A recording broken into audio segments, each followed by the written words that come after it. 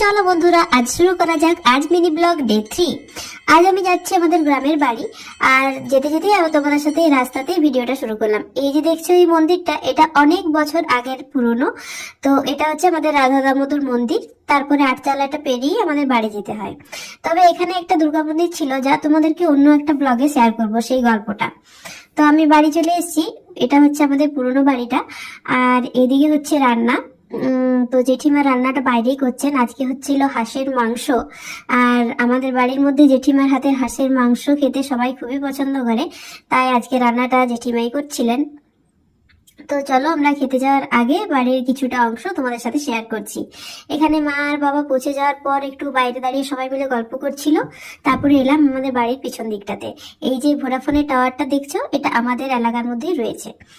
তো এদিকে খাওয়ার তো প্রায় ঘড়িতে বাজছিল দুপুর 2টোর মতো। অদ্রিজা তাই স্কুল ড্রেস পরে খেতে বসে গেছে।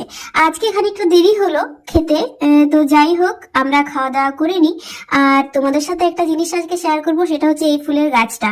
তোমরা অনেকেই জানো, আবার অনেকেই জানো না যে এটা কি ফুলের গাছ। তোমরা জানলে অতি অবশ্যই কমেন্ট করে আমাকে জানিও। সবাই ভালো থেকে সুস্থ থেকো। আর আমার এই মিনি ব্লগগুলো কেমন হচ্ছে তোমরা অবশ্যই জানিও। কিছু ভুল হলে সেটা কিন্তু কমেন্ট করে জানাতে ভুলো না।